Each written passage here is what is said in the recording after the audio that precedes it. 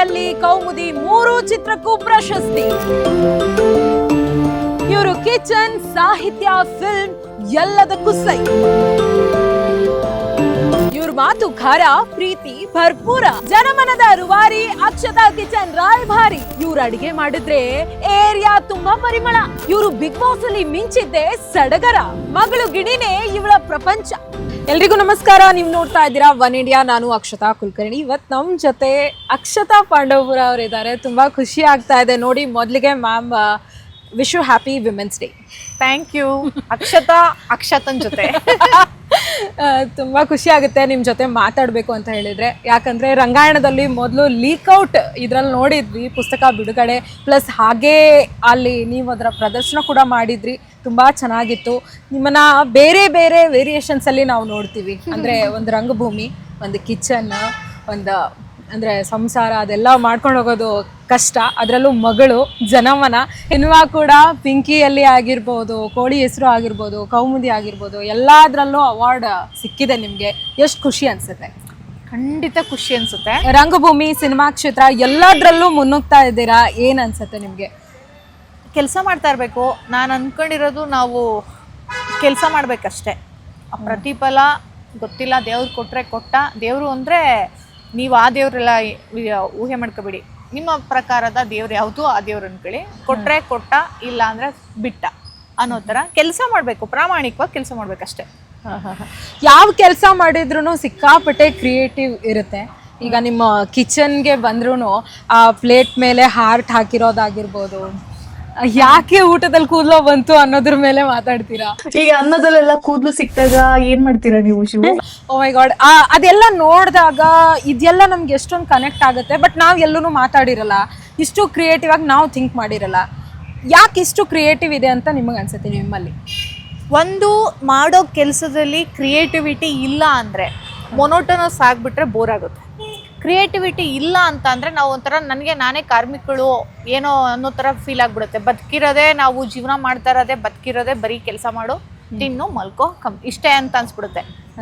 ಅಡುಗೆ ಮಾಡೋದ್ರಲ್ಲೂ ಒಂದು ಕ್ರಿಯಾಶೀಲತೆನ ನೋಡಿದ್ರೆ, ಅದನ್ನು ಫುಡ್, ಆರ್ಟ್ ಆಫ್ ಫುಡ್ ಅಂತ ಅಡುಗೆ ಕಲೆ ಅಂತ ನೋಡಿದ್ರೆ, ಅಟೈರಲ್ಲೂ ಕೂಡ ಜನಮನ ಅಂಗಡಿ ಅಂತ ಅಂಗಡಿ ಅನ್ನೋದು ಇದ್ದೇ ಇದೆ. ಅಲ್ಲಿ ನಾವು ನೆಲಬೇರು ಸಂಸ್ಕೃತಿನ ಮರಿದೆ, ನೆಲಬೇಲು ಮೂಲನ ಮರಿದೆ, ಅಲ್ಲೂ ಕ್ರಿಯೇಟಿವಿಟಿ ಹುಡ್ಕೋದು. ನಾನು ಎಲ್ಲವನ್ನು ಕಲೆ ಅಂತಾನೆ ನೋಡೋಳು. ಅದಕ್ಕೆ ಆರ್ಟ್ ಆಫ್ ಕುಕ್ಕಿಂಗ್ ಅಂತೀನಿ, ಅಡುಗೆ ಕಲೆ, ಆರ್ಟ್ ಆಫ್ ಫುಡ್ ಅಂತೀನಿ, ಆರ್ಟ್ ಆಫ್ ಫ್ಯಾಷನ್ ಅಂತೀನಿ. ಸೊ ಹಾಗಾಗಿ ನಾನು ಏನಾದರೂ ಮಾಡಿದ್ದನ್ನೇ ಮಾಡ್ತಾನೆ ನಾನೇ ಬೋರ್ ಆಗ್ಬಿಡ್ತೀನಿ. ಓಕೆ, ಇನ್ನೇನಾದರೂ ಹೊಸದು ಹುಡುಕು, ಹೊಸದು ಮಾಡು ಅನ್ನೋಕ್ಕೆ ನನ್ನ ಎಕ್ಸ್ಪೀರಿಯನ್ಸ್ ಲೆವೆಲ್ ತುಂಬ ಸ್ಟ್ರಾಂಗ್ ಇರಬೇಕು. ನಾನು ಓದೋದಾಗ್ಬೋದು, ನೋಡೋದಾಗ್ಬೋದು, ಕೇಳಿಸ್ಕೊಳ್ಳೋದಾಗ್ಬೋದು, ಇವೆಲ್ಲವೂ ಬೇರೆನೇ ಆಗಿರಬೇಕು, ವಿಶೇಷವಾಗಿರಬೇಕು. ಆವಾಗ ನಾನು ಒಂದಷ್ಟು ಸಿನಿಮಾಗಳು ನೋಡೋದು, ನಾಟಕ ನೋಡೋದು, ಹೊರಗಡೆ ಹೋಗೋದು, ಪ್ರಪಂಚ ಸುತ್ತೋದು, ಹಳ್ಳಿಗಳಲ್ಲಿ ನಾಟಕ ಮಾಡಿ ಹೆಂಗಸ್ರ ಜೊತೆ ಬೆರೆಯೋದು, ಅಲ್ಲಿಯೇ ಊಟ ಮಾಡೋದು, ರುಚಿ ನೋಡೋದು, ಇವೆಲ್ಲ ನನ್ನ ಮೊನೋಟನಸ್ ಲೈಫ್ನ ಬ್ರೇಕ್ ಮಾಡುತ್ತೆ. ನೈಸ್. ಈ ಥರ ನಾವೇನಾದರೂ ಕಾರ್ಯರೂಪಕ್ಕೆ ತಂದರೆ ಓ ಮೈ ಗಾಡ್ ಅನಿಸುತ್ತೆ. ಯಾಕಂದರೆ ಅಷ್ಟು ಈಗ ನನಗೆ ಒಂದು ಇಂಟರ್ವ್ಯೂಗೆ ಬರಬೇಕು ಅಂದರೆ ಪ್ರಿಪೇರ್ ಆಗಬೇಕು, ಅಕ್ಷತಾ ಅವ್ರಿಗೆ ಏನು ಕ್ವೆಶನ್ ಕೇಳಬೇಕು ಅಂತ ನನ್ನ ಮನಸ್ಸಲ್ಲಿತ್ತು. ಬಟ್ ಫ್ಲ್ಯಾಶ್ ಆಗಿದ್ದು ಹಾಗೆ ಮೈಂಡಲ್ಲಿ ಬಂದಿದ್ದೇನೆಂದರೆ, ಇವ್ರು ಇಷ್ಟೊಂದು ಮಲ್ಟಿ ಟಾಸ್ಕಿಂಗ್, ಅಂದರೆ ತುಂಬ ಮಲ್ಟಿ ಟಾಸ್ಕಿಂಗ್ ಮಾಡ್ತೀರಾ. ಇದು ಕ್ಷೇತ್ರದಲ್ಲೂ, ಅದು ಎಲ್ಲ ಕ್ಷೇತ್ರದಲ್ಲೂ ಏನೋ ಒಂದು ಮಾಡ್ತಾ ಇರ್ತೀರಾ ನೀವು. ನಿಮಗೆ ಯಾವಾಗ ಅನಿಸಿತ್ತು ಇದೆಲ್ಲ ನಾನು ಮಾಡ್ತೀನಲ್ಲ, ಅಥವಾ ಎಲ್ಲದರಲ್ಲೂ ನಾನು ಮಾಡ್ಬೋದು ಅಂತ ನಿಮ್ಗೆ ಯಾವಾಗ ಅನ್ನಿಸ್ತು? ರಂಗಭೂಮಿಗೆ ಹೋಗಿ ಆದಮೇಲೆನಾ, ಅಥವಾ ಮೊದಲು ನಿಮಗೆ ಗೊತ್ತಿತ್ತಾ, ಹೇಗೆ? ಇಲ್ಲ, ನಾನಿವತ್ತು ಏನೇ ಮಾಡಿದ್ರು, ಏನೇ ಆಗಿದ್ರು ಅದಕ್ಕೆಲ್ಲ ಕಾರಣ ಪರಿಸ್ಥಿತಿ, ಸಂದರ್ಭ ಮತ್ತು ಪರಿಸ್ಥಿತಿಗಳು ಹಿಂಗೆ ಮಾಡ್ತು. ಏನೂ ಇಲ್ಲ, ನಡೀತಾ ಇಲ್ಲ ಅಂದಾಗ ಅಡುಗೆ ಮಾಡಿ, ಬಿರಿಯಾನಿ ಮಾಡಿ, ಮನೆಗೆ ಹೋಗಿ ತಲುಪಿಸಿ ಹೊಟ್ಟೆಪಾಡು ಮಾಡ್ತಿದ್ದೆ ನಾನು. ಅದನ್ನು ಬಿಡೋದು ಬೇಡ. ಕೋವಿಡ್ ಟೈಮಲ್ಲಿ ಅಂದರೆ ಎಲ್ಲ ಲಾಕ್ ಆದಾಗ, ಕುಕ್ಕಿಂಗ್ ಕೂಡ ಕ್ಲೋಸ್ ಆದಾಗ, ನನ್ನ ಕಿಚನ್ ಕೂಡ ಕ್ಲೋಸ್ ಆದಾಗ, ನನಗೆ ಗೊತ್ತಿರೋಂತಹ ನೇಕಾರರ ಜೊತೆ, ಅಂದರೆ ವೆಸ್ಟ್ ಬೆಂಗಾಲ್ ನನ್ನ ಫ್ರೆಂಡ್ಸ್ ಸಹಕಾರದೊಂದಿಗೆ NST ಓದಿದ್ದಲ್ಲ ಡೆಲ್ಲಿ, ಒಂದಷ್ಟು ಕನೆಕ್ಷನ್ ತೊಗೊಂಡು ಆನ್ಲೈನಲ್ಲಿ ಅಂಗಡಿ ಶುರು ಮಾಡಿದ್ದು, ಜನಮನ ಅಂಗಡಿ. 1.5 ವರ್ಷ ಆದ ನಂತರ ಅಂಗಡಿ ಇಟ್ಟಿದ್ದು.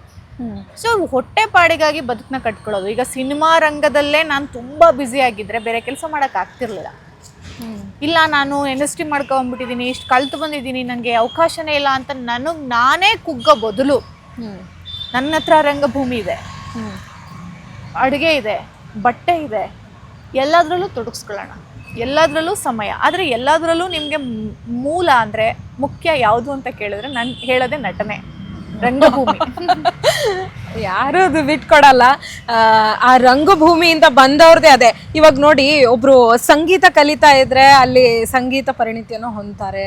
ಏನೋ ಒಂದು ಕ್ಷೇತ್ರದಲ್ಲಿ ಅಂದ್ರೆ ಏನೋ ಪೇಂಟಿಂಗೋ ಏನೋ ಕಲ್ತ್ರು ಅದಷ್ಟು ನಮ್ಗೆ ಗೊತ್ತಾಗ್ಬಿಡುತ್ತೆ.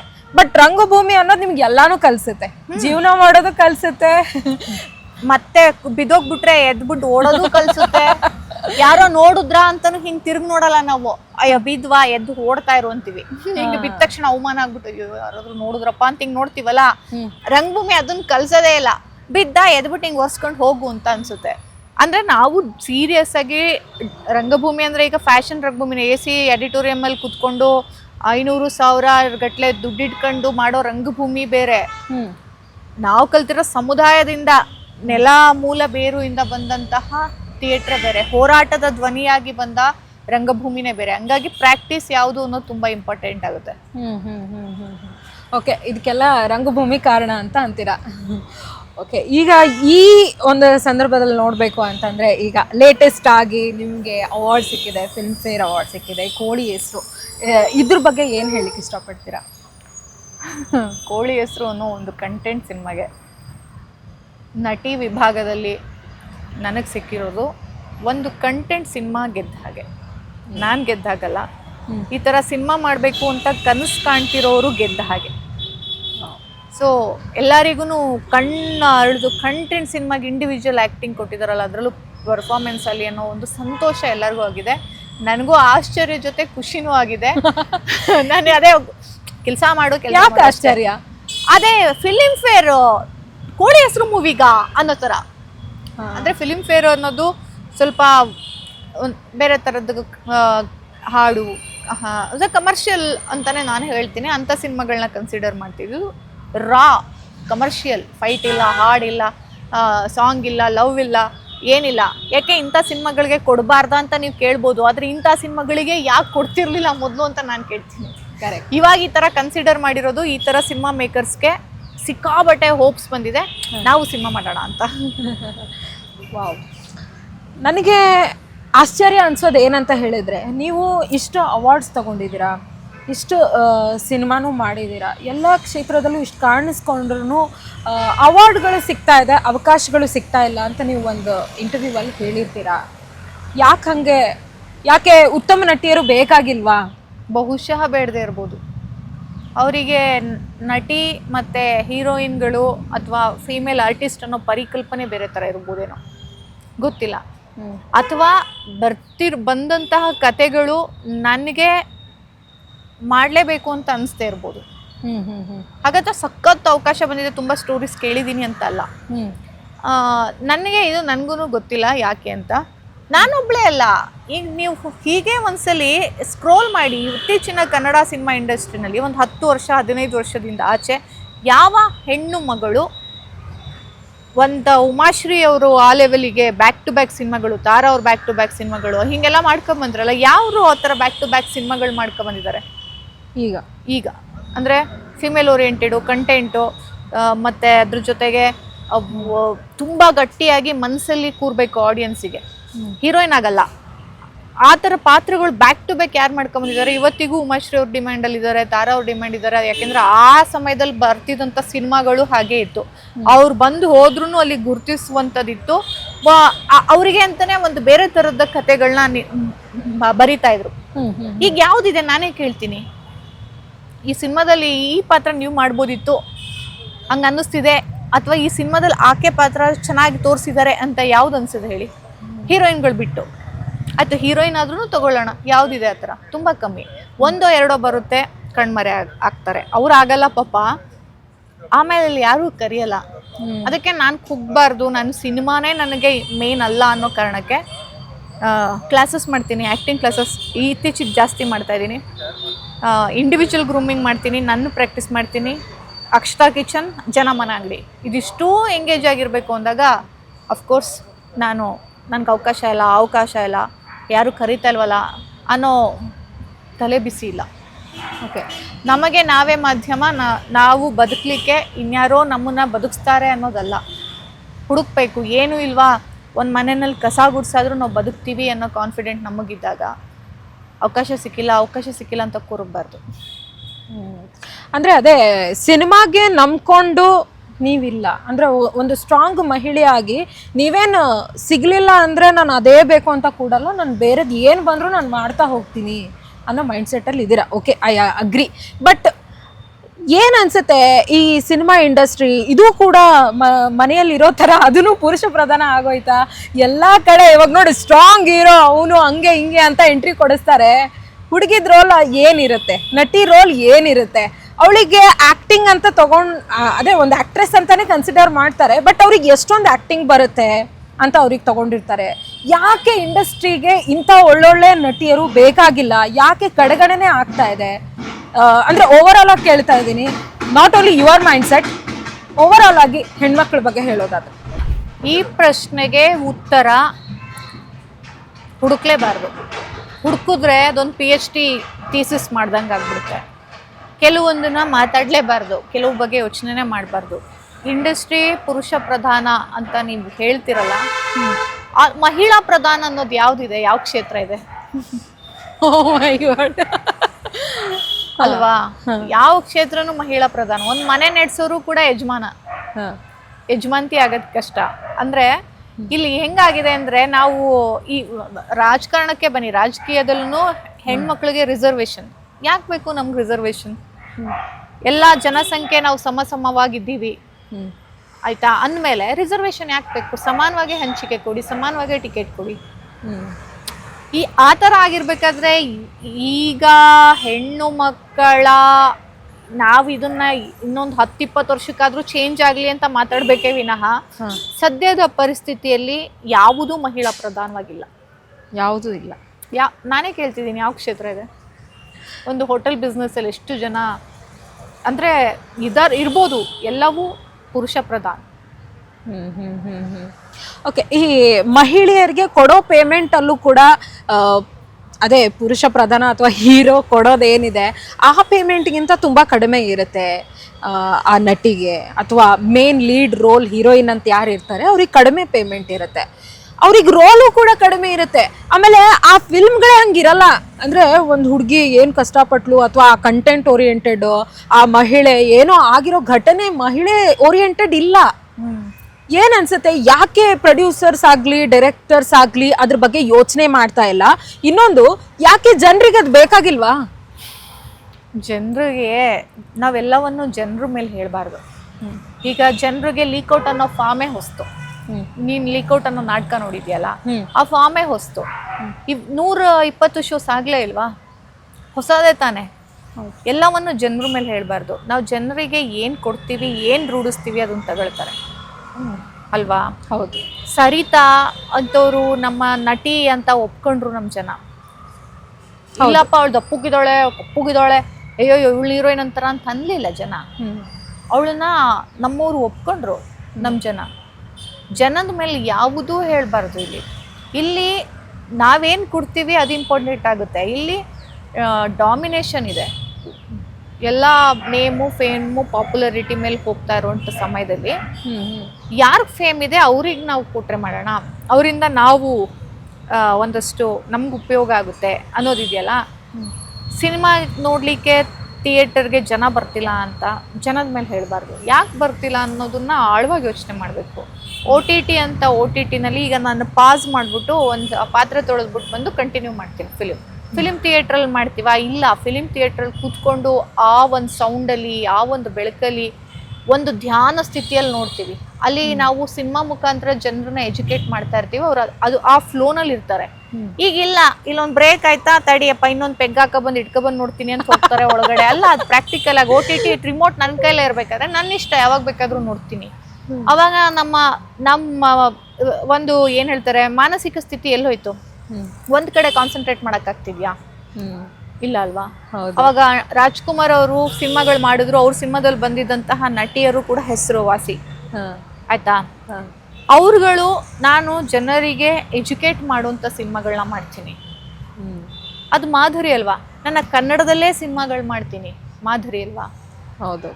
ಅವ್ರು ಬರೀ ಸಿನಿಮಾ ಮಾಡಿ ಹೀರೋ ಮಾಡಿ ನಾನು ಹೀರೋ ಆಗ್ಬಿಟ್ಟೆ, ನನಗೆ ಇವಾಗ ನಾನು ಹೊರನಟ ಅನ್ಕೊಂಡಿರ್ಲಿಲ್ಲ. ಪಾರ್ವತಮ್ಮ ರಾಜ್ಕುಮಾರ್ ಅವರು ಪ್ರೊಡಕ್ಷನ್ ಮಾಡ್ತಾರೆ. ಪ್ರೊಡಕ್ಷನ್ ಇಂದ ಒಂದಷ್ಟು ಕಥೆಗಳು, ಒಂದಷ್ಟು ಸಿನಿಮಾಗಳು, ಒಂದಷ್ಟು ನಟಿಯರನ್ನ ಲಾಂಚ್ ಮಾಡ್ತಾರೆ. ತುಂಬಾ ಒಳ್ಳೊಳ್ಳೆ ಸಿನಿಮಾಗಳು ಬಂದಿದೆ. ಹೀಗೆ ರಾಜ್ಕುಮಾರ್ ಸರ್ ಪ್ರತಿಯೊಬ್ಬರಿಗೂ, ಸ್ಥಿತಿವಂತರಿಗೆ, ಸೂಪರ್ ಸ್ಟಾರ್ಗಳಿಗೆ ಎಲ್ಲರಿಗೂ ಮತ್ತೆ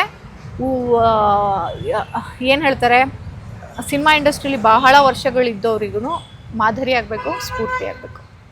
ಓಕೆ, ಈಗ ಕಮಿಟ್ಮೆಂಟ್ ವಿಚಾರಕ್ಕೆ ಬಂದಾಗ ಅಂದರೆ ವಿಶೇಷವಾಗಿ ಸಿನಿಮಾ ಇಂಡಸ್ಟ್ರಿ ಅಂತ ಹೇಳಿದ್ರೆ ಹುಡುಗಿರು ಬ್ಯಾಂಗ್ಳೂರ್ ಬರೋದಾಗಿರ್ಬೋದು ಅಥವಾ ಮುಂಬೈಗೆ ಹೋಗೋದಾಗಿರ್ಬೋದು, ಎಲ್ಲಿ ಹೋದ್ರೂ ನಾನೊಂದು ನಟಿ ಆಗಬೇಕು, ಹೀರೋಯಿನ್ ಆಗಬೇಕು, ಫೇಮಸ್ ಆಗಬೇಕು, ನಂದು ಬ್ಯಾನರಲ್ಲಿ ಬರಬೇಕು, ಎಲ್ಲ ಕಡೆ ನನ್ನ ಹೆಸರು ಬರಬೇಕು, ಏನೋ ಕಾಲು ಇಡ್ತಿರ್ತಾರೆ. ಅಷ್ಟೊತ್ತಲ್ಲಿ ಅವರಿಗೆ ಹೋಗಿ ಡೈರೆಕ್ಟರ್ ಹತ್ರ ಮಾತಾಡಬೇಕು, ಪ್ರೊಡ್ಯೂಸರ್ ಹತ್ರ ಮಾತಾಡಬೇಕು ಅಂದರೆ, oh if you are ready for this then you can ಅಂತಾರೆ. ಆ್ಯಕ್ಟಿಂಗ್ ಬಂದಿಲ್ಲ ಅಂದ್ರೂ ಪರವಾಗಿಲ್ಲ, ಚಾನ್ಸ್ ಕೊಡ್ತೀವಿ, ದೊಡ್ಡ ಚಾನ್ಸ್ ಕೊಡ್ತೀವಿ ಅಂತ ಹೇಳಿರೋಂಥದ್ದು ನನ್ನ ಫ್ರೆಂಡ್ಸೇ ಹೇಳಿರೋದು ನಾನು ಕೇಳಿದ್ದೀನಿ. ಯಾರು ಫಿಲ್ಮ್ ಆ್ಯಕ್ಟರ್ಸ್ ಆಗಬೇಕು ಅಂತ ಬಂದವರು, ಅಕ್ಕ ನಂಗೆ ಅವೆಲ್ಲ ಕಮಿಟ್ಮೆಂಟ್ಸ್ ಆಗಲ್ಲ, ನಾನು ಸುಮ್ಮನೆ ಬೇರೆ ಫೀಲ್ಡಿಗೆ ಹೋಗ್ತೀನಿ ಅಂತ ಫೀಲ್ಡ್ ಬಿಟ್ಟು ಬಂದಿರೋರು ಇದ್ದಾರೆ. It is not just becoming famous, ಇದು ಆ್ಯಕ್ಟಿಂಗ್ ಲವ್ ಮಾಡೋದು ಒಂದಿರುತ್ತಲ್ವಾ. ಈ ಕಮಿಟ್ಮೆಂಟ್ ವಿಚಾರಕ್ಕೆ ಬಂದರೆ, ಹುಡುಗಿರ್ ವಿಚಾರಕ್ಕೆ ಬಂದರೆ ಏನು ಹೇಳ್ತೀರಾ? ಒಂದು ಹಿಂದೆ ಪೇಮೆಂಟ್ ಕೇಳಿದ್ರಿ, ಪೇಮೆಂಟ್ ವಿಷಯದಲ್ಲಿ ನಂಗೆ ಯಾವುದೇ ಥರ ತಾರತಮ್ಯ ಮತ್ತು ಇದಾಗಿಲ್ಲ. ಇನ್ನು ಯಾಕೆಂದರೆ ಹೀರೋಗಳಿಲ್ವಲ್ಲ ಸಿನಿಮಾದಲ್ಲಿ, ಹಂಗಾಗಿ ಪುರುಷ ಪ್ರಧಾನವಾದ ಸಿನಿಮಾ ಅನ್ಕೊಂಡು ಪೇಮೆಂಟ್ ಅವ್ರಿಗೆ ಜಾಸ್ತಿ ಕೊಟ್ಟರು, ನನ್ಗೆ ಕಮ್ಮಿ ಕೊಟ್ಟರು ಅಂತ ಆಗಿಲ್ಲ. ಆ ಥರ ನಾನು ಇದು ಮಾಡ್ಕೊಳ್ಳಲ್ಲ. ನನ್ನ ಕೆಲಸಕ್ಕೆ ಎಷ್ಟು ಪೇಮೆಂಟ್ ಕೊಟ್ಟರೆ ಸಾಕು ಅನ್ನೋಳು, ಹಂಗಾಗಿ ಅದ್ರ ಬಗ್ಗೆ ನನಗೆ ಅಷ್ಟು ಗೊತ್ತಿಲ್ಲ. ಜನರಲಾಗಿ ಮಾತಾಡೋದು ಅಂದರೆ ಸ್ವಲ್ಪ ಕಷ್ಟ ಆಗುತ್ತೆ. ಇನ್ನು ಕಮಿಟ್ಮೆಂಟ್ ಕಾಂಪ್ರಮೈಸ್ ವಿಷಯಕ್ಕೆ ಬಂದಾಗ ಇಲ್ಲವೇ ಇಲ್ಲ ಅನ್ನೋದು ಸುಳ್ಳು ಇರುತ್ತೆ. ಇಂಡಸ್ಟ್ರಿನಲ್ಲಿ ಇದ್ದ ಹಾಗೆ ನಾನು ಅದೇ ಲಾಸ್ಟ್ ಕ್ವಶನ್ ಹೋಗ್ತೀನಿ, ಬೇರೆ ಯಾವ ಕ್ಷೇತ್ರದಲ್ಲಿಲ್ಲ ಹೆಣ್ಮಕ್ಳಿಗೆ ಅಲ್ವಾ? ಯಾವ ಕ್ಷೇತ್ರ ಮಹಿಳಾ ಪ್ರಧಾನ ಅಂತ ಕೇಳಿದ ಹಾಗೆ ಇದು ಅಷ್ಟೇ. ಯಾವ ಕ್ಷೇತ್ರದಲ್ಲಿ ಹೆಣ್ಮಕ್ಳಿಗೆ ತಾರತಮ್ಯ ಇಲ್ಲ, ಕಾಂಪ್ರಮೈಸ್ಗೆ ಕರೆಯಲ್ಲ. ಒಂದು ದೊಡ್ಡ ಕಂಪ್ನಿನಲ್ಲಿ ಬಾಸ್ ನಡೆಸ್ಕೊಳ್ಳೋ ರೀತಿ, ನಮ್ಮ ಏನು ಹೇಳ್ತಾರೆ, ಯಾವುದೇ ಫೀಲ್ಡ್ ಆಗಿರ್ಬೋದು, ಈವನ್ ಎಜುಕೇಶನ್ ಫೀಲ್ಡ್ ಅಲ್ಲೂ ಹಂಗೆ ಆಗ್ಬಿಟ್ಟಿದೆ. ನಾವೇ ನ್ಯೂಸ್ ಓದ್ತೀವಿ. ಹೌದು, ಎಲ್ಲ ಹಂಗೆ ಹೇಳ್ತಾರೆ. ಇವಾಗ ಅದೊಂಥರ ಕೇಳಿ ಕೇಳಿ ಕೇಳಿ ಹೆಣ್ಮಕ್ಳು ಹೆಂಗೆ ಅಂದರೆ, ಮನೆಯಿಂದ ಪ್ರತಿಭಾವಂತರು ಆಚೆಗೆ ಬರಕ್ಕೆ ಹೆದರ್ತಾರೆ, ಪೋಷಕರು ಕಳ್ಸಕ್ಕೆ ಹೆದರ್ತಾರೆ. ಯಾಕೆ ಅಂತಂದರೆ, ಅಯ್ಯೋ ಈ ಫೀಲ್ಡ್ ಸರಿ ಇಲ್ವಂತೆ, ಅಯ್ಯೋ ಅಲ್ಲಿ ಕಂಪ್ನಿ ಮನೆ ಬಿಟ್ಬಿಟ್ಟು ಯಾರ ಜೊತೆನೋ ಹೆಂಗೋ ಅಂತಾರೆ, ಅಯ್ಯೋ ರಾಜಕಾರಣಕ್ಕೆ ಹೆಣ್ಮಕ್ಳು ಬರಬೇಕಾ, ಈ ಥರದ್ದೆಲ್ಲ ಇದೆ. ಯಾವಾಗ ಸರಿ ಹೋಗುತ್ತೆ ಅಂದರೆ, ಮಹಿಳಾ ಪ್ರಧಾನ ಸಮಾನವಾಗಿ ನೋಡಿದಾಗ, ಇಲ್ಲಿ ಎಷ್ಟು ಜನ ಮೇಲ್ ಡೈರೆಕ್ಟರ್ಸ್ ಇರ್ತಾರೆ ಅಷ್ಟೇ ಜನ ಫೀಮೇಲ್ ಡೈರೆಕ್ಟರ್ಸ್ ಬಂದಾಗ, ಎಷ್ಟು ಪುರುಷ ಪ್ರಧಾನ ಚಿತ್ರಗಳ ಮಾಡ್ತಾರೆ ಅಷ್ಟೇ ಮಹಿಳಾ ಪ್ರಧಾನ ಚಿತ್ರಗಳು ಬಂದಾಗ, ರಾಜಕೀಯದಲ್ಲಿ ಸಮಾನವಾಗಿ ಮಹಿಳೆಯರು ಆಳ್ವಿಕೆ ತಗೊಂಡಾಗ, ಆವಾಗ ಇವೆಲ್ಲದಕ್ಕೂ ಬ್ರೇಕ್. ಅದು ಬಿಟ್ಟು ಬರೀ ಮಾತಾಡಬೇಕೇ ವಿನಃ ಬ್ರೇಕ್. ನನಗೆ ಬೇಡಮ್ಮ, ನನಗೆ ಇವೆಲ್ಲ ಇಷ್ಟ ಅಲ್ಲ ಅಂತ ನಿಮ್ಮ ಫ್ರೆಂಡ್ ಹೇಳ್ದಂಗೆ ತುಂಬ ಜನ ಖಂಡಿಸಿ ಹಿಂದೆ ಹೋದವರು ಹಿಂದೆನೇ ಉಳ್ಕೊಂಡಿದ್ದಾರೆ. ಇಲ್ಲಪ್ಪ ಆದ್ರಾಗ್ಬಿಡುತ್ತೆ, ಏನೋ ಹೋಗ್ತೀನಿ ಅಂದ್ಕೊಂಡು ಹೋಗಿರೋರು ಕೂಡ ಇದ್ದಾರೆ. ಆಯ್ತಾ, ಅವ್ರು ಬೆಳೆದ್ರೋ ಬಿಟ್ರೋ ಏನೂ ಗೊತ್ತಿಲ್ಲ. ಎಲ್ಲಾರ್ಗು ಅದು ಅವ್ರವ್ರಿಗೆ ಬಿಟ್ಟಿದ್ದು, ಅವ್ರಿಗೆ ಬಿಟ್ಟಿರೋದು. ಬಟ್ ಇದನ್ನ ನಾನು ಒಪ್ಕೊಳ್ಳಲ್ಲ, ನಂಗೆ ಇಷ್ಟನೂ ಆಗಲ್ಲ. ನಾವು ಮನೆಯಲ್ಲೇ ಒಂದು 5 ಜನ ಹೆಂಗಸರು 10 ಜನ ಇರೋ ಮನೆಯಲ್ಲಿ 5 ಜನ ಹೆಂಗಸರು ಸಮಾನವಾದ ಆಳ್ವಿಕೆ ನಡೆಸುವಾಗ, 5 ಜನ ಗಂಡಸರು ಆಳ್ವಿಕೆ ನಡೆಸುವಾಗ, ಅವಾಗ ಇದನ್ನಾಗೋದನ್ನ 5 ಜನನೂ ವಾಯ್ಸ್ ರೈಸ್ ಮಾಡಿ, ಇಲ್ಲ ನಾನಿದ್ದಾಗ ಹಿಂಗೆಲ್ಲ ಆಗಬಾರ್ದು ಅಂತ ಕೇಳ್ತಾರೆ. ಹಾಗೆ ಇಲ್ಲಿ ಆಳ್ವಿಕೆಯ ವರ್ಗ ಇದೆಯಲ್ಲ, ಅದು ಮಹಿಳೆಯರ ಕೈಗೆ ಬಂದಾಗ ಅದನ್ನ ತಡಿಬೋದು. ಇಂಡಸ್ಟ್ರಿನೂ ಅಷ್ಟೇ. ಈಗ ಜಯಮಾಲಾ ಮೇಡಮ್ ಅಧ್ಯಕ್ಷರಾಗಿದ್ದಾರೆ, ಹಂಗೆ ಇನ್ಯಾರೋ ಒಂದಷ್ಟು ಜನ ಡೈರೆಕ್ಟರ್ಗಳು ಬರ್ತಾರೆ, ಇನ್ಯಾರೋ ಎಷ್ಟೋ ಜನ ಪ್ರೊಡ್ಯೂಸರ್ಸ್ ಬರ್ತಾರೆ. ಈಗ ನಮ್ಮ ಹಣ ಇರುವಂಥ ನಟರು ಕೂಡ ಒಂದು ಸಣ್ಣ ಸಣ್ಣ ಪುಟ್ಟ ಪ್ರೊಡಕ್ಷನ್ ಹೌಸ್ ಮಾಡಿಕೊಂಡು ಈ ಥರ ಕಂಟೆಂಟ್ ಸಿನಿಮಾಗಳನ್ನ ಮಾಡ್ತಾ, ಮಲಯಾಳಮಲ್ಲೆಲ್ಲ ಮಾಡ್ತಾರಲ್ಲ, ಆ ಥರ ಮಾಡ್ತಾ ಹೋದರೆ ನಮ್ಮ ಇಂಡಸ್ಟ್ರಿ ಎಲ್ಲೋ ಹೋಗುತ್ತೆ ರೀ. ಈಗ ಎಲ್ಲ ಒಂದ್ ಕಡೆ ಫೇಮಸ್ ಆಗ್ಬಿಟ್ರೆ ಅವರಿಗೆ ಜನ ಅಂತಾರೆ, ಓ ಇವಳೇನ್ ಮಾಡಿ ಬಂದಿದ್ದಾಳು ಗೊತ್ತಾ ಅಂತ. ಇಂಥ ಎಲ್ಲ ಟೀಕೆಗಳು ಯಾರೆಲ್ಲ ನಿಜವಾಗ್ಲೂ ಪಾಪ ಕಷ್ಟಪಟ್ಟು ಯಾರು ಬಂದಿರ್ತಾರೆ ಅವರು ಕೂಡ ಎದುರಿಸ್ಬೇಕಾಗಿದೆ. ಏನ್ ಹೇಳ್ತೀರಾ ಈ ತರ ಕಮೆಂಟ್ಸ್ ಕೇಳಿದಾಗ, ಅಥವಾ ಯಾರೋ ನಮ್ಮ ಬಗ್ಗೆ ಆ ಥರ ಅಭಿಪ್ರಾಯ ಪಟ್ಟಾಗ, ಯಾವುದೋ ನಟಿ ಬಗ್ಗೆ ಆ ಥರ ಮಾತಾಡಿದಾಗ ಎಷ್ಟು ನೋವಾಗುತ್ತೆ? ಏನ್ ಆಗ್ಬೇಕಾಗಿದೆ ನಿಮ್ಗನ್ಸುತ್ತೆ? ಟ್ಯಾಲೆಂಟ್ ಇಟ್ಕೊಂಡು ಬಂದಿದ್ರೆ ಯಾವ ಮಾತುಗಳಿಗೂ ತಲೆ ಕೆಡಿಸ್ಕೊಳ್ಳೋ ಅವಶ್ಯಕತೆ ಇಲ್ಲ. ಪ್ರತಿಭೆನ ಇಟ್ಕೊಂಡು ಬಂದಿದ್ರೆ. ಗ್ಲಾಮರ್ನ ಇಟ್ಕೊಂಡು ಬಂದು ನಾನೇನೋ ಆಗ್ಬಿಡ್ತೀನಿ ಅಂತ ಬಂದಾಗ ಈ ಥರ ಮಾತುಗಳು ಕೇಳಿದಾಗ ಹೌದಲ್ವಾ ಅನ್ಸುತ್ತೆ. ಪ್ರತಿಭೆ ಇಟ್ಕೊಂಬಂದ ಅಯ್ಯೋ ನೀವು ಇವತ್ತು ಮಾತಾಡಿ ನಾಳೆ ಮಾತಾಡಿ ನೀವು ನನ್ನನ್ನು ಎಷ್ಟೇ ಕೂಗ್ಸಿ ತುಳಿರಿ ಅವಮಾನ ಮಾಡಿ, ಆದ್ರೆ ನನ್ನಲ್ಲಿರೋ ಪ್ರತಿಭೆ ಸಾಯಲ್ಲ. ಅದು ನಾನು ಸತ್ತಾಗ್ಲೇ ಸಾಯೋದು, ನಾನು ಸತ್ರೂ ಸಾಯಲ್ಲ. ಏಕೆಂದ್ರೆ ಇತ್ತೀಚೆಗೆ ಮಾಡಿರುವಂಥ ಬೇರೆ ಬೇರೆ ಕೆಲಸಗಳು ಅದಕ್ಕೆ ಉದಾಹರಣೆಯಾಗಿ ನಿಲ್ಲುತ್ತೆ ಪ್ರತಿಭೆಗೆ. ಯಾವತ್ತೂ ಅದಕ್ಕೆ ತಲೆ ಕೆಡ್ಸ್ಕೋಬೇಡಿ ಅಂತ ಹೇಳೋದು ಈಸಿ, ಆದ್ರೆ ನಿಜವಾಗ್ಲೂ ಗಟ್ಟಿ ಹೆಣ್ಮಕ್ಳು ಪ್ರತಿಭೆ ಇದು ನಾನು ತುಂಬಾ ಕಲ್ತಿದ್ದೀನಿ, ಇದನ್ನ ಕಲ್ತು ಬಂದಿದ್ದೀನಿ ಇಂಡಸ್ಟ್ರಿಗೆ. ತುಂಬಾ ನಾನು ಅಷ್ಟು ವರ್ಷ ಪ್ರಾಕ್ಟೀಸ್ ಮಾಡಿದ್ದೀನಿ, ಅಷ್ಟು ವರ್ಷ ಡ್ಯಾನ್ಸ್ ಕಲ್ತಿದ್ದೀನಿ, ಇಷ್ಟು ವರ್ಷ ಹಾಡು ಕಲ್ತಿದ್ದೀನಿ, ಇಷ್ಟು ವರ್ಷ ಅಂತ ಕಲ್ತು ಬಂದವರು ಯಾವುದಕ್ಕೂ ಹೆದರಲ್ಲ. ಸ್ವಲ್ಪ ಅಯ್ಯೋ ನನ್ಗೆ ಗೊತ್ತಿಲ್ಲ ಆದರೂ ಏನೋ ಬಂದ್ಬಿಟ್ಟೆ ಡೈರೆಕ್ಟ್ರು ಕರೆದ್ರು ಅಂತ ಬಂದೆ, ಈಗ ಹಿಂಗೆಲ್ಲ ಕೇಳಬೇಕಾಗಿ ಬಂತು ಅಂದವರು ಅಂಜುತ್ತಾರೆ. ಓಕೆ, ಏನೂ ಇಲ್ಲ. ನಿಜವಾಗ್ಲೂ ಟ್ಯಾಲೆಂಟ್ ಇದ್ರೆ ಅಷ್ಟು ಟ್ಯಾಲೆಂಟ್ ಮತ್ತು ಏನಾದರೂ ಒಂದು ಪ್ರಶಸ್ತಿ, ಇವತ್ತು ಒಂದು ಪ್ರಶಸ್ತಿ ಸಿಕ್ಕಿದೆ ಅಂದರೆ ಅದ್ರ ಹಿಂದಿನ 30 ವರ್ಷಗಳ ನನ್ನ ಕಷ್ಟಗಳು ನನಗೆ ನೆನಪಾಗ್ತವೆ. ಹಂಗಾಗಿ ನನಗೆ ಗೊತ್ತಿಲ್ಲ ಅದೆಲ್ಲ ಅವಮಾನಗಳು, ನೋವು, ದುಃಖ, ಸ್ಟ್ರಗಲು ಅವೆಲ್ಲ ಒಂದು ಪ್ರಶಸ್ತಿ ಸಮಾಧಾನ ಕೊಡುತ್ತೆ, ಮರ್ಸ್ಬಿಡಲ್ಲ. ನಾನು ಅದು ಯಾವುದೂ ಮರೆಯಲ್ಲ, ಬೇಕಾಗುತ್ತೆ. ಆದರೆ ಸಮಾಧಾನ, ರಿಲ್ಯಾಕ್ಸು, ನಿಟ್ಟುಸಿರು ಅದಿರುತ್ತಲ್ಲ, ಮಜಾ ಬೇರೆ. ಹಂಗಾಗಿ ಹೆಣ್ಮಕ್ಳು ಟ್ಯಾಲೆಂಟ್ ಇಟ್ಕೊಂಡು ಬನ್ನಿ, ಯಾವ ಕಮೆಂಟ್ಗೂ ಹೆದರ್ಕೋಬಿಡಿ. ಟ್ಯಾಲೆಂಟ್ ಇದ್ರೆ ನನ್ನ ಟ್ಯಾಲೆಂಟ್ ಗುರು ಅಷ್ಟೇ. ನೀವೇನಾದ್ರೂ ಅನ್ಕೊಳ್ಳಿ, ನಿಮ್ಮಿಷ್ಟ. ಈ ಫಿಲ್ಮ್ ಲೈನಲ್ಲಿ ನೀವು ಹೋಗಿದ್ರಲ್ಲ, ಅಂದರೆ 3 ಫಿಲ್ಮ್ಗಳನ್ನು ನೀವು ಮಾಡಿದ್ದೀರಾ, ಅದರಲ್ಲೂ ಅವಾರ್ಡ್ಗಳನ್ನು ಪಡ್ಕೊಂಡಿದ್ದೀರಾ. ಈ ಲೈನಲ್ಲಿ ಹೋದರೆ ಏನೆಲ್ಲ ಹೆಣ್ಮಕ್ಳು ವಿಶೇಷವಾಗಿ ಕಷ್ಟಪಡಬೇಕಾಗತ್ತೆ? ಕಂಟೆಂಟಾ? ಅಯ್ಯೋ ಕಷ್ಟನೇ ರೀ. ನಾನು ಬಂದು 10 ವರ್ಷ ಆಯಿತು ಇಂಡಸ್ಟ್ರಿಗೆ. ಒಂದು 9 ಸಿನಿಮಾಗಳು, ಅದರಲ್ಲಿ 2-3 ರಿಲೀಸ್ ಆಗಲಿಲ್ಲ, ಇನ್ನೆರಡು ಬರೋದಿದೆ. ಇನ್ನೊಂದು ಪಲ್ಲಟ, ಪಿಂಕಿಯಲ್ಲಿ ಮತ್ತು ಕೋಳಿ ಹೆಸರು, ಈ 3. ಇನ್ನೆರಡು ಪುಟ್ಟ ಪಾತ್ರಗಳು, 2 ಸಣ್ಣ ಪಾತ್ರಗಳು ಕಮರ್ಷಿಯಲ್ ಫಿಲ್ಮಲ್ಲಿ. ಕಷ್ಟ ಇದೆ. ಹಂಗಾಗಿ ಸಿನಿಮಾನೇ ಸಿನಿಮಾ ಅಂತ 3 ಹೊತ್ತು ಅದೇ ಧ್ಯಾನದಲ್ಲಿ ಇದ್ದಿದ್ರೆ ನಾನು ಡಿಪ್ರೆಷನ್ಗೆ ಹೋಗ್ಬಿಡ್ತಿದ್ದೇನೋ. ಅದಿಲ್ವಲ್ಲ, ಥಿಯೇಟರ್ ಮಾಡ್ತೀನಿ, ಇಷ್ಟೆಲ್ಲ ಮಲ್ಟಿ ಟಾಸ್ಕ್ನ ನನಗೆ ನಾನು ಹಾಕೊಂಡು ಅಭಿವ್ಯಕ್ತಿ ಇಂಪಾರ್ಟೆಂಟು, ಬರಿತೀನಿ, ಪುಸ್ತಕದಲ್ಲಿ ನಾಟಕಗಳು ಮಾಡ್ತೀನಿ. ಅವಕಾಶಗಳು ಹಿಂಗೆ ಸಣ್ಣ ಪುಟ್ಟ ಅಥವಾ ಈ ಥರದ ಅವಕಾಶಗಳು ಸಿಕ್ಕಿದಾಗ ಅಭಿನಯನೂ ಮಾಡ್ತೀನಿ. ಅಭಿವ್ಯಕ್ತಿಗೆ ಇಷ್ಟು ಸಾಧನಗಳಿರ್ಬೇಕಾದ್ರೆ ಅಕ್ಷತಾ ಕಿಚನಿಂದ ಕೆಲವ್ರನ್ನ ಮಾತಾಡಿಸ್ತಾನೂ ಒಂದಷ್ಟು ವಿಷಯಗಳನ್ನ ಕೇಳೋದು ಕೂಡ ಅಭಿವ್ಯಕ್ತಿನೇ. ಅವ್ರ ಎಕ್ಸ್ಪ್ರೆಷನ್ ನಾನು ತಿಳ್ಕೊಬೇಕು, ರುಚಿ ಮುಖಾಂತರ ಅಭಿರುಚಿ ತಿಳ್ಕೊಳ್ಳೋ ಪ್ರಯತ್ನ. ಸೊ ಪ್ಲ್ಯಾಟ್ಫಾರ್ಮ್ ಇದ್ದಾಗ ಕೆಲವೊಂದ್ಸಲಿ ನಮಗೆ ನಾವೇ ಮಾಧ್ಯಮ, ನಮಗೆ PR ಮಾಡೋಕ್ಕೆ ಏಜೆನ್ಸಿಗೆಲ್ಲ ನಮ್ಗೆ ದುಡ್ಡು ಕೊಡೋಕ್ಕಾಗಲ್ಲಮ್ಮ, ನಾವೆಲ್ಲ ಭೂಮಿ ಉಳೋರು, ಬೆಳೆಯೋರು, ತುಂಬ ಬಡತನದ ಕುಟುಂಬದಲ್ಲಿ ಬಂದವರು, ಮತ್ತು ಇವೆಲ್ಲ ನಾವು ಒಪ್ಕೊಳ್ಳೋದು ಇಲ್ಲ. ಹಂಗಿದ್ದಾಗ ನನಗೆ ಇಷ್ಟು ನನ್ನ ಮನೆಗೆ ಮತ್ತು ಒಂದಿಷ್ಟು ಮನೆಗೆ ರೇಷನ್ ಆಗ್ತಿದೆ ಅಂದಾಗ ನಾನೇನಕ್ಕೆ PR ಕೊಡಲಿ, ನಾನೇನಕ್ಕೆ ಏಜೆನ್ಸಿಗೆ ಕೊಡಲಿ ಅಂತ ಈ ಥರ ಅಂದ್ಕೊಂಡವ್ರಿಗೆ ನಮಗೆ ನಾವೇ ಮಾಧ್ಯಮ ಅಂದ್ಕೊಂಡು ಸಿಕ್ಕ ಸಣ್ಣ ಪುಟ್ಟ ಒಂದೊಂದು ಅವಕಾಶನೂ ಕೂಡ ನಾವು ಅದನ್ನು ಯಾವ ಥರ ಪ್ರಚಾರ ತಗೋಬೇಕು, ಈಗ ಸೋಷಿಯಲ್ ಮೀಡಿಯಾ ಅನ್ನೋದನ್ನ ಯಾವ ಥರ ಉಪಯೋಗಿಸ್ಕೋಬೇಕು, ನಮಗೆ ನಾವೇ ಮಾಧ್ಯಮ ಅನ್ನೋ ವಿಷಯದಲ್ಲಿ. ಇನ್ಯಾರಾದ್ರು ಬಂದಾಗ ಅವರಿಗೆ ಬುಕ್ ಕೊಡೋದ್ರ ಮುಖಾಂತರ ಇದನ್ನ ನಾವೇ ಹುಡ್ಕೋಬೇಕೇ ವಿನಃ ಇನ್ಯಾರೋ ಬಂದ್ಬಿಡ್ತಾರೆ, ಇನ್ಯಾರೋ ಬಂದು ನನಗೆ ಇಂಟರ್ವ್ಯೂ ಮಾಡ್ಬಿಡ್ತಾರೆ, ಇನ್ಯಾರೋ ಎಲ್ಲೋ ಕರ್ಕೊಂಡು ಹೋಗ್ಬಿಡ್ತಾರೆ, ಅವ್ರ ಪೇಪರಲ್ಲಿ ಫ್ರಂಟ್ ಪೇಜಲ್ಲಿ ಬಂದರೆ ನಾನು ಇನ್ನೆಲ್ಲೋ ಹೊರಟೋಗ್ಬಿಡ್ತೀನಿ ಅನ್ನೋದೆಲ್ಲ ಸುಳ್ಳು. ಅವೆಲ್ಲ ಫಾಸ್ಟ್ ಫುಡ್ ಥರ. ಓಕೆ, ಮಹಿಳೆ ನಿಮ್ಮ ಥರ ಗಟ್ಟಿಗಿತ್ತಿ ಆಗಬೇಕು ಅಂದರೆ ಏನು ಮಾಡಬೇಕು ನಿಮ್ಮ ಪ್ರಕಾರ? ನಿಮಗೆ ನೋಡೋಕ್ಕೆ ನಾನು ಗಟ್ಟಿಗಿತ್ತಿ ಅಂತ ಅನ್ನಿಸ್ತೀನಿ, ಆದರೆ ನನಗೆ ಬೇಜಾರಾಗ್ಬಿಟ್ರೆ ನಾನೇ ಬೇಗ ಹೇಳೋಳು. ಅಳೋದು ಗಟ್ಟಿಗಿತ್ತಿ ಅಲ್ಲ ಅಂತ ಅಲ್ಲ, ಖಂಡಿತ ಅಲ್ಲ ಅಂತಾರೆ, ಎಕ್ಸ್ಪ್ರೆಸಿವ್. ಆಯ್ತಾ? ಈಗ ಏನೂ ಇಲ್ಲ, ಇದ್ದಂಗೆ ಇದ್ಬಿಡಿ. ಆಮೇಲೆ ನಿಮ್ಮ ಆತ್ಮಕ್ಕೆ ಯಾವುದು ಸರಿ ಅನಿಸುತ್ತೆ ಅದನ್ನ ಮಾಡಿ. ಇಲ್ಲಿ ನೀನು ಅನ್ನೋದೊಂದೇ ಬರಲ್ಲ, ನಾನು ಅಂತ ಒಂದೇ ಬರಲ್ಲ. ನನ್ನ ತಾಯಿ ಕಾಣಿಸ್ಬೇಕು, ನನ್ನ ಮಗು ಕಾಣಿಸ್ಬೇಕು, ನಾನು ಬೆಳೆದಂಥ ಪರಿಸರ ಕಾಣಿಸ್ಬೇಕು, ನಮ್ಮ ಹಿಂದಿನ ಬ್ಯಾಕ್ಗ್ರೌಂಡ್ ಒಂದು ಬೇರು ಕಾಣಿಸ್ಬೇಕು.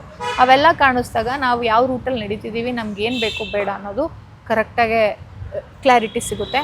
ಆ ಕ್ಲಾರಿಟಿ ಇದ್ದರೆ ಯಾವುದಕ್ಕೂ ಹೆದರ್ಕೊಳ್ಳೋದು ಬೇಡ. ಅವಕಾಶ ಸಿಕ್ಕಿದಾಗ ಬಳಸ್ಕೊಳ್ಳಿ. ಆ ಟೈಮಲ್ಲಿ ಇಲ್ಲ ಅಂದರೆ ಮತ್ತೊಂದು ಅವಕಾಶಕ್ಕೆ ತಯಾರಾಗಲಿಕ್ಕೆ ನಿಮ್ಮನ್ನು ನೀವು ಪ್ರಿಪೇರ್ ಮಾಡ್ಕೊಳ್ಳಿ. ತುಂಬ ವಿದ್ಯೆಗಳಿದ್ದಾವೆ, ಕಲಿತಾ ಹೋಗಿ, ಎಂಗೇಜ್ ಆಗಿ. ಇನ್ನು ಯಾವ ಟೈಮಲ್ಲಿ ಎಂಥ ಅವಕಾಶ ಬರುತ್ತೋ ಅಯ್ಯೋ ನಂಗೆ ಗೊತ್ತಿಲ್ವಲ್ಲ ಇದು ಅನ್ನೋದಕ್ಕಿಂತ ನೀವು ರೆಡಿಯಾಗಿ ಎಲ್ಲದಕ್ಕೂ ಫಿಲಿಮ್ ಲ್ಯಾಂಡ್ ಅಂತಲ್ಲ ಎಲ್ಲದರಲ್ಲೂ ಅಷ್ಟೇ. ನೀವೀಗ ನೆಕ್ಸ್ಟು ಅಡುಗೆ ಮಾಡೋ ಹೆಂಗಸ್ರಿಗೆ ಹೇಳ್ತೀನಿ, ಉಪ್ಸಾರು ಮುದ್ದೆ ಮಾಡ್ಕೊ ಬರ್ತಿರೋರು ಮಧ್ಯದಲ್ಲಿ ಏನೋ ಟೈಮ್ ಇದೆ ಅಂದರೆ ಕೇಕ್ ಮಾಡೋದು ಕಲಿತಾ ಇರಿ ಕೇಕ್ ಮಾಡೋದು. ಇನ್ನು ನಿಮಗೆ ಅಲ್ಲೆಲ್ಲ ಅದೆಲ್ಲ ಬೇಕಿಂಗು ಗೀಕಿಂಗ್ ಅಂತ ಏನೇನೋ ಸಿಗ್ಲಿಲ್ಲ ಅಂದರೆ ನಿಮ್ಮ ಒಲೆಲೇ ಹೆಂಗೆ ಮಾಡೋದು ಅಂತ ಹುಡುಕ್ತಾ ಇರಿ. ಯಾವತ್ತೂ ನಿಮ್ಮನ್ನ 5 ಸ್ಟಾರಲ್ಲಿ ಉಪ್ಸಾರು ಮಾಡಿದವ್ರಿಗೆ ಕೇಕು ಮಾಡೋ ಅವಕಾಶ ಸಿಕ್ಬಿಡ್ಬೋದು. ಒಟ್ಟು ಕಲಿತಾ ಇರಿ, ಏನಾದರೂ ಕಲಿತಾ ಇರಿ, ಮಾಡ್ತಾ ಇರಿ, ಏನಾದರೂ ಎಂಗೇಜ್ ಆಗಿ.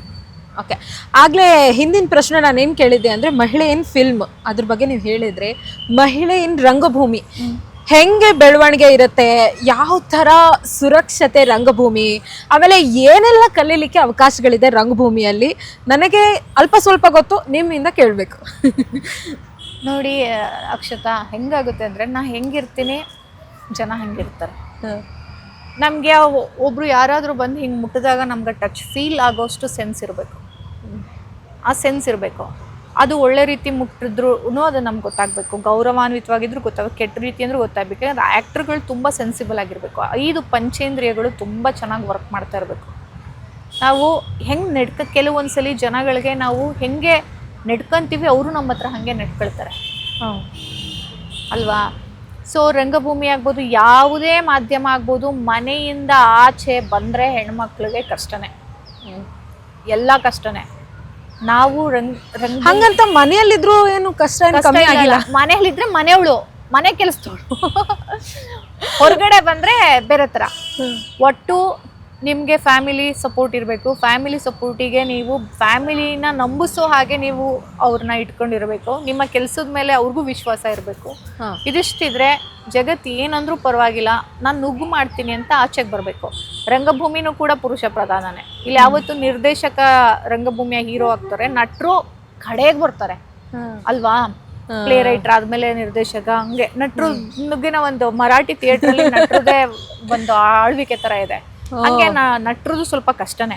ಅದರಲ್ಲೂ ರಂಗಭೂಮಿ ಅನ್ನೋದು ಎಲ್ಲ ಈ ಆಯೋಜನೆ ಫಂಡ್ಗಳ ಆಧಾರಿತವಾಗೇನೆ ಎಲ್ಲ ಅವಲಂಬಿತರಾಗ್ಬಿಟ್ಟಿದ್ದಾರೆ. ಆದವ್ರಿಗೆ ಏನು ಮಾಡ್ತಾರೆ, ಅವರಿಗೆ ಅವ್ರದ್ದೇ ಬೇರೆ ಥರದ ಅಜೆಂಡಾಗಳಿರುತ್ತೆ. ಅಜೆಂಡಾಗಳ ಮೇಲೆ ಆಟ ಆಡ್ತಾರೆ. ನಾವು ನಮ್ಗೆ ಯಾವುದೂ ಅಜೆಂಡಾಗಳಿರಲ್ಲ. ಅಂದರೆ ಇಂಡಿವಿಜುವಲ್ ಆ್ಯಕ್ಟ್ರುಗಳಿಗೆ, ಇಂಡಿಪೆಂಡೆಂಟಾಗಿ ಯೋಚನೆ ಮಾಡೋರಿಗೆ, ನನಗೆ ಅಜೆಂಡಾ ಎಥಿಕ್ಸು ಅವೆಲ್ಲ ನನಗೇನಿದೆ ಅದೇ ಸತ್ಯ, ನಾನು ಅದನ್ನೇ ಮಾಡ್ತೀನಿ. ನೀವು ನಂಗೆ ಲಕ್ಷ ಕೊಡ್ತೀರಾ ಅಂತ ನಿಮ್ಮ ಅಜೆಂಡಾನ ಒಪ್ಕೊಂಡು ಹೋಗಿ ಮಾಡ್ತೀನಿ, ನೀವು ನನಗೆ ಕೋಟಿ ಕೊಡ್ತೀರಾ ಅಂತ ನಿಮ್ಮ ಜೀವ ಉಸುರು ಅಂತೀನಿ. ಬಿಟ್ಟರೆ ರಂಗಭೂಮಿ ಅನ್ನೋದಿದೆಯಲ್ಲ, ನೀವು ಯಾವುದೇ ಕ್ಷೇತ್ರ ಆಗಿದ್ರು ಅಷ್ಟೇ, ನೀವು ಅದನ್ನು ಪ್ರೀತಿಸಿದ್ರೆ ಅದು ನಿಮ್ಮನ್ನ ಹಿಂಗೆ ಕರೆಯುತ್ತೆ. ಗಟ್ಟಿ ಮನ್ಸು ಮಾಡಬೇಕು, ಕಿವಿ ಕೊಡಬಾರ್ದು. ಯಾವುದು ಕಿವಿ ಕೊಡೋಕ್ಕೆ ಸಮಯ ಇರಬಾರ್ದು. ಇವಾಗ ನೀವು ರಂಗಭೂಮಿ ತುಂಬ ಚೆನ್ನಾಗಿ ಅರ್ಥ ಮಾಡ್ಕೊಂಡಿದ್ದೀರಾ, 4 ಜನರಲ್ಲಿ ಬೆರ್ತಿದ್ದೀರಾ, ಅದು 4 ಜನರು ಕಲಾವಿದ್ರೆ, ಅವ್ರ ಮಧ್ಯೆ ಬೆರ್ತವ್ರು ನೀವು. ಈಗ ರಂಗಭೂಮಿಗೆ ಒಬ್ಳು ಹುಡುಗಿ ಹೋಗಿದ್ದಾಳೆ ಅಂತಂದರೆ ಅದಕ್ಕೆ ಸಾಕಷ್ಟು, ಇವಾಗ ಹೆಂಗಾಗಿದೆ ಅಂತಂದರೆ ನಾನು ಸಾಕಷ್ಟು ಫ್ರೆಂಡ್ ಸರ್ಕಲಲ್ಲಿ ಕೇಳೋದಂದರೆ, ನೀನು ರಂಗಭೂಮಿ ಅದಕ್ಕೆ ನಾವು ಹೆಣ್ಣು ಕೊಡಲ್ಲ ಗಂಡು ಕೊಡಲ್ಲ ಅಂತಾರೆ. ಅಂದರೆ ನಾವು ಸೇರಿಕೊಂಡು ವೇದಿಕೆ ಮೇಲೆ ನಾಟಕ ಮಾಡ್ತೀವಿ, ಹಂಗಂತ ಏನೇನೋ ಮಾಡ್ತೀವಂತ ಅಂದ್ಕೊಂಡ್ರೆ ಹೆಂಗೆ? ಈ ಮನಸ್ಥಿತಿ ಇದೆಯಲ್ಲ, ಓ ಡೆವಲಪ್ಡ್ ಇಂಡಿಯಾ, ಡೆವಲಪಿಂಗ್ ಇಂಡಿಯಾ ಅಂತ ನಾವು ಹೇಳ್ತೀವಿ, ಬಟ್ ಇನ್ನೂ ಈ ಮನಸ್ಥಿತಿ ಇದೆ, ಹೆಣ್ಣು ಕೊಡಬಾರ್ದು, ಅವ್ರು ಏನು ಮಾಡ್ತಾರೋ ಏನೋ ರಂಗಭೂಮಿಯಲ್ಲಿ ಅನ್ನೋ ಮನಸ್ಥಿತಿ. ಅದು ಪ್ರೊಫೆಷ್ನಲ್ ಆಗಿ ರಂಗಾಯಣ ಅಂತ ಸಂಸ್ಥೆಗಳಲ್ಲೂ ಕೂಡ ಕಲ್ತವರು ಅಥವಾ ಅಲ್ಲಿ ಕಲಾವಿದ ಕೆಲಸ ಮಾಡೋರಿಗೂ ಇಂಥ ಸಮಸ್ಯೆಗಳು ಬರ್ತಾ ಇದೆ ನಾನು ಕೇಳಿರೋ ಪ್ರಕಾರ. ಏನು ಹೇಳ್ತೀರಾ? ಇವಾಗ ನೀವು ಹೇಳ್ದಂಗೆ ನಮ್ಮ ಊರಲ್ಲೇ ನಾನು ಫಿಲಿಮಲ್ಲೆಲ್ಲ ಮಾಡ್ತಾಳಂತೆ ಆ್ಯಕ್ಟ್ರು ಗಿಟ್ರು ಅಂದಾಗ, ಯಾವ ಸೀರಿಯಲಲ್ಲಿ ಮಾಡಿದಿ ಹೇಳು, ಸೀರಿಯಲ್ಗೆ ಬಂದ್ಬಿಡು ಹಂಗಂತಾರೆ. ಇಲ್ಲ ಸೀರಿಯಲ್ ಮಾಡಿಲ್ಲ, ಓ ನಾಟಕ ಮಾಡಿಯಾ, ನಾಟಕದೊಳ ನೀನು ಅಂತಾರೆ. ಸೀರಿಯಲ್ ಮಾಡಿದ್ರು ಒಳ್ಳೆಯವ್ರ? ಸೀರಿಯಲ್ ಅಂದರೆ ಅಟ್ಲೀಸ್ಟ್ ಅವ್ರಿಗೇನೋ ಸೀರಿಯಲ್ಲು, ಇನ್ನು ನಾಟಕನಾ, ಓ ಸೀರಿಯಲ್ ಮಾಡಿಯಾ, ಓ ಫಿಲಿಮಾ, ಈ ಥರ ಎಕ್ಸ್ಪ್ರೆಷನು. ನಾಟಕದೊಳ ನೀನು ಅನ್ನೋದು ಇದೆಯಲ್ಲ, ಅದನ್ನು ಹೋಗಿಸ್ಬೇಕು. ಹುಡುಗರ ಜೊತೆ ಎಲ್ಲ ಓಡಾಡ್ತಾಳೆ. ಹುಡುಗರ ಜೊತೆ ನಾಟಕದವ್ರು ಅಂದರೆ ಇಲ್ಲ action cut, okay madam chair ತಂದ್ರು, ಕ್ಯಾರವನ್ಗೆ ಹೋಗ್ಬಿಡಿ ನೀವು ಅನ್ನೋಂಗಿಲ್ವಲ್ಲ ನಾಟಕ. ಇಲ್ಲೇ ಮುಗಿತಾ, ಇಲ್ಲೇ ಕಡ್ಲೆಪುರಿ ಹಾಕಿ ಇಟ್ಟಿರ್ತಾರ, ಎಲ್ಲ ಬಜ್ಜಿ ಚಾಯ್ ಎಲ್ಲಾನು ಒಟ್ಟೊಟ್ಟಿಗೆ ಕುತ್ಕೊಂಡ್ ತಿನ್ಬೇಕಾ, ಎಲ್ಲ ಒಟ್ಟಿಗೆ ಟ್ರಾವೆಲ್ ಮಾಡ್ಬೇಕಾ, ಇಲ್ಲಿ ಸೀಟ್ ಇಲ್ಲ ಒತ್ತ ಒಂಚೂರು ಅನ್ಕೊಂಡು ಅಲ್ಲೇ ಕುತ್ಕೋಬೇಕಾ. ನಾವೆಲ್ಲ ಹೆಂಗೆ ಹಂಗ್ ಬೆಳೆದೋರು. ನಯಾ ನಾಜುಕು ನಮ್ದು ಬೇರೆ ತರನೇ, ನಾವು ಸಮಾನವಾಗಿ ಬದುಕೋರು. ನೀನು ಮೇಲೋ ನಾನ್ ಕೀಳು ಅನ್ನೋದು ಇರಲ್ಲ ಅಲ್ಲಿ. ಆದ್ರೆ ರಂಗಭೂಮಿ ಇತ್ತೀಚೆಗೆ ಅದನ್ನ ತೋರಿಸ್ತಾ ಇದೆ. ತುಂಬಾ ಕೀಳ್ ಜಾತಿಯವ್ರಿಗೆ ಹಿಂಗ್ ಮಾಡ್ಬೇಕು, ತುಂಬಾ ಮೇಲ್ಜಾತಿಯವರು ಹಂಗಿರ್ಬೇಕು ಅನ್ನೋದು. ಇಲ್ಲಿ ಎಲ್ಲಾ ಸಮಾನರು. ನನ್ನ ಪ್ರಕಾರ ಇದು ತುಂಬಾ ಡೌನ್ ಮಾಡ್ತಿದೆ, ಇನ್ನೂ ಕುಗ್ಗಿಸ್ತಾ ಇದೆ. ಇಲ್ಲೆಲ್ಲಾ ಸಮಾನರು ಅನ್ಕೊಂಡು ಹೋಗ್ಬೇಕು. ಹೌದಪ್ಪ, ನೀನ್ ಮೇಲ್ಜಾತಿನ, ನಾನು ನಿನ್ ಸಮಾನೆ, ನೀನು ನನ್ನ ಸಮ. ಅದು ಅವ್ನಿಗೂ ಅನ್ನಿಸ್ಬೇಕು, ನನ್ಗೂ ಅನ್ನಿಸ್ಬೇಕು, ನಮ್ಮಿಬ್ರಿಗೂ ಅನ್ನಿಸ್ಬೇಕು. ಆಯ್ತಾ? ಸೊ ಇದನ್ನ ಸಮಾನವಾಗಿರೋದನ್ನ ರಂಗಭೂಮಿ ಹೇಳ್ಕೊಡುತ್ತೆ. ಈ ಸಮಾನವಾಗಿರೋ ರಂಗಭೂಮಿ ನಾವು ಹೊರಗಡೆ ವರ್ತಿಸೋದು, ನಮ್ಮ ಮನೇಲೂ ವರ್ತಿಸೋದು, ಸಮಾಜದಲ್ಲೂ ವರ್ತಿಸೋದು ಎಲ್ಲ ಒಂದೇ ರೀತಿ ಆದರೆ, ಕೆಟ್ಟದಾಗೆ ವರ್ತಿಸೋದು, ಒಳ್ಳೇದೇ ಹಾಗೆ ವರ್ತಿಸೋ ಒಂದೇ ರೀತಿ ಆದಾಗ ನಮ್ಮನ್ನ ಜನ ಒಪ್ಕೊಳ್ತಾರೆ.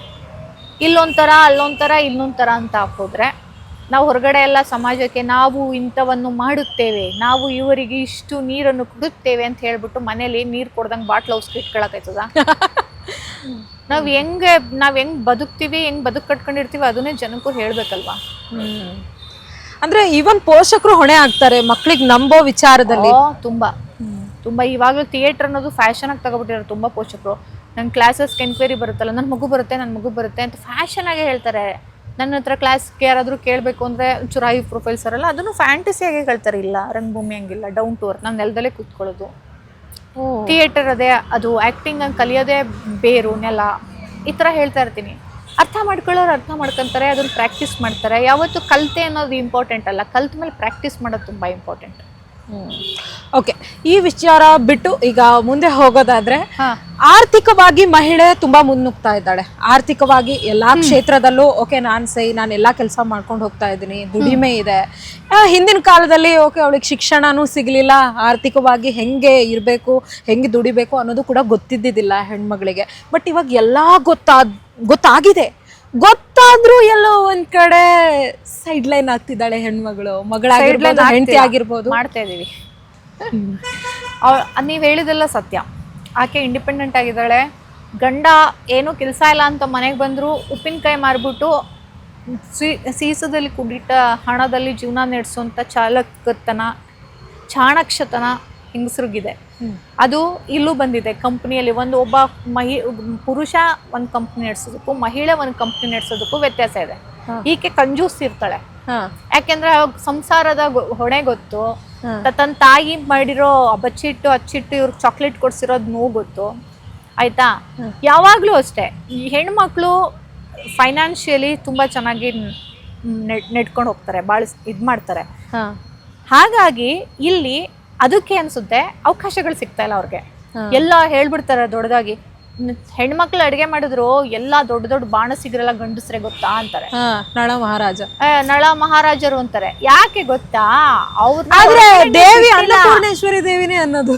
ಅವ್ರನ್ನ ಹೊರಗಡೆ ಬಿಟ್ಟಿಲ್ಲ, ಮನೇಲಿ ಇರೋರ್ನ ನಿಮ್ ಮನೇಲಿ ಮಾಡಿ, ಹೊರಗಡೆ ಬಿಸ್ನೆಸ್ ಎಲ್ಲ ನಮ್ದು ಅಂತ ಅದೊಂದು ಸಾಧನ ಆಗಿ ಅವ್ರು ಇವಾಗ ಅಡುಗೆ ಬಾಣಸಿಗರಾಗಿರೋದಷ್ಟೇ.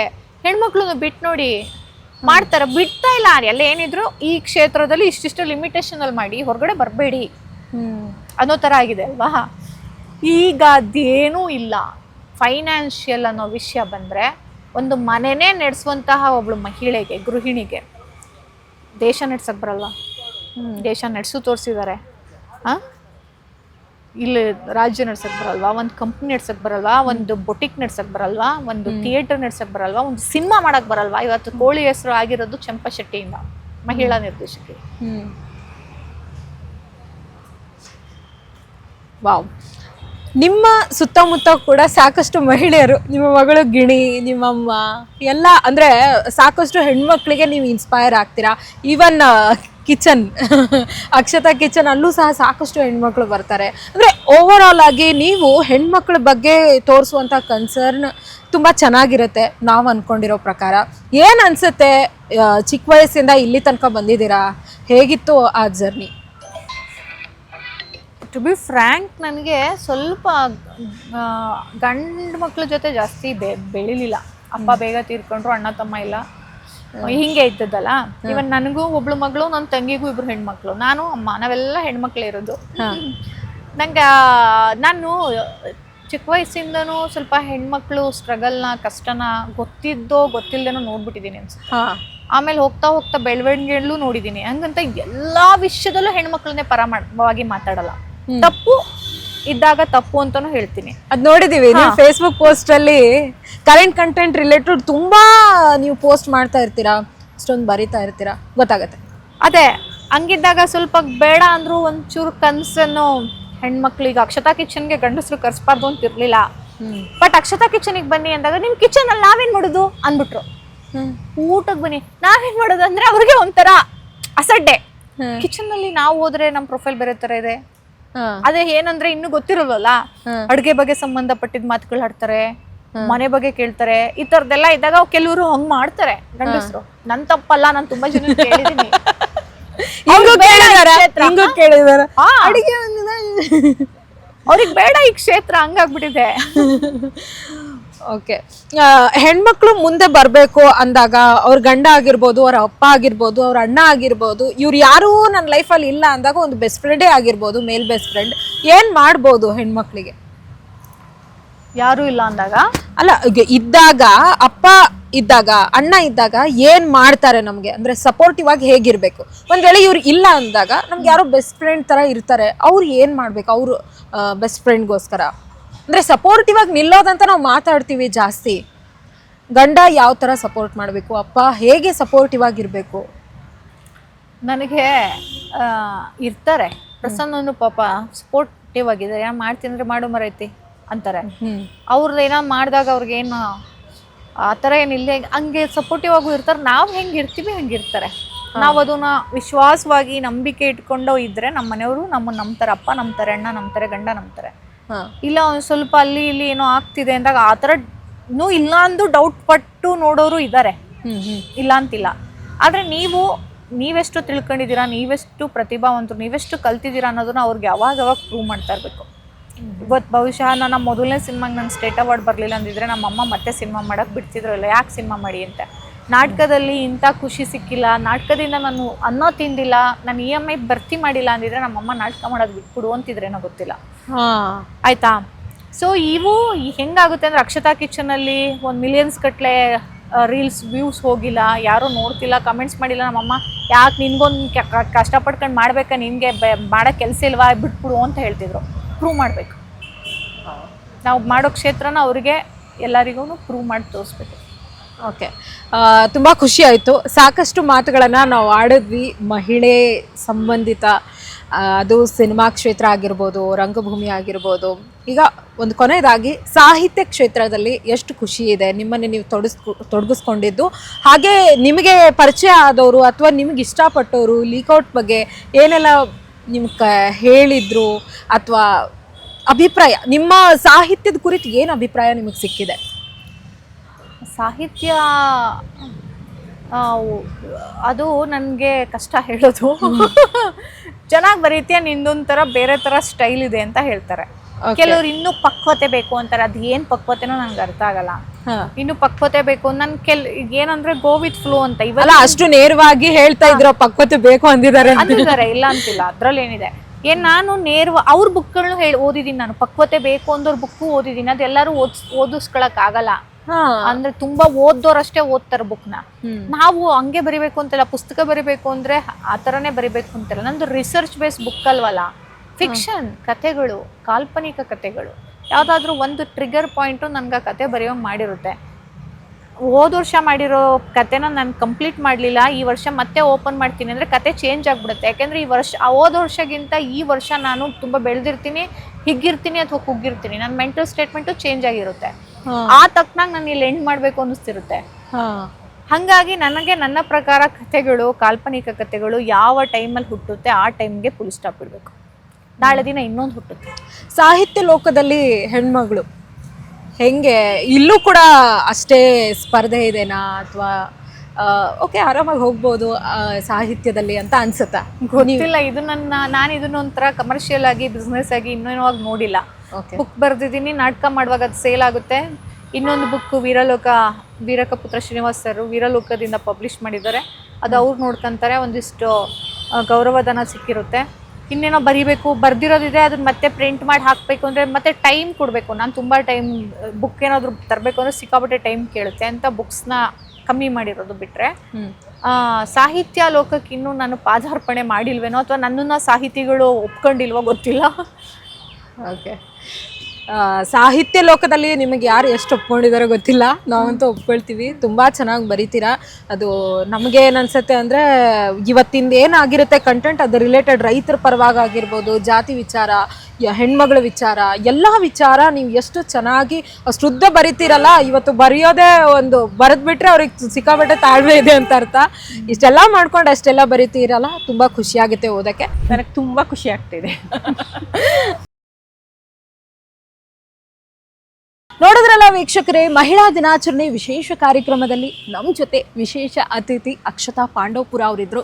ಎಷ್ಟು ಸೊಗಸಾಗಿ ಮಾತಾಡಿದ್ದಾರೆ ಎಲ್ಲದರ ಬಗ್ಗೆ, ಅದರಲ್ಲೂ ವಿಶೇಷವಾಗಿ ಮಹಿಳೆಯರ ಬಗ್ಗೆ, ರಂಗಭೂಮಿ ಕ್ಷೇತ್ರದಲ್ಲಿ, ಸಿನಿಮಾ ಕ್ಷೇತ್ರದಲ್ಲಿ, ಅದರಲ್ಲೂ ಅವರು ಅನುಭವಿಸಿದ ಜರ್ನಿ ಅದ್ರ ಬಗ್ಗೆ ಕೂಡ ಸಿಕ್ಕಾಪಟ್ಟೆ ಮಾತಾಡಿದ್ದಾರೆ. ನನಗಂತೂ ತುಂಬ ಖುಷಿಯಾಗಿದೆ. ನೋಡಿದ ನಿಮಗೆ ಹೇಗೆ ಅನ್ನಿಸ್ತು ಅಂತ ಕಮೆಂಟ್ ಮೂಲಕ ತಿಳಿಸಿ. ಹಾಗೆ ನೋಡ್ತಾ ಇರಿ ಒನ್ ಇಂಡಿಯಾ. ಯಾವುದೇ ಸುದ್ದಿಯ ಅಪ್ಡೇಟ್ ಅನ್ನ ಮಿಸ್ ಮಾಡ್ಕೊಳ್ಬಾರ್ದು ಅಂದ್ರೆ ಈಗ್ಲೇ ಒನ್ ಇಂಡಿಯಾವನ್ನ ಸಬ್ಸ್ಕ್ರೈಬ್ ಮಾಡಿ. ನಿಮಗೆ ಬೇಕಾದ ಭಾಷೆಯಲ್ಲಿ ಎಲ್ಲಾ ಸುದ್ದಿ ತಿಳಿಬೇಕು ಅಂದ್ರೆ ಒನ್ ಇಂಡಿಯಾ ಆಪ್ ಅನ್ನ ಡೌನ್ಲೋಡ್ ಮಾಡ್ಕೊಳ್ಳಿ.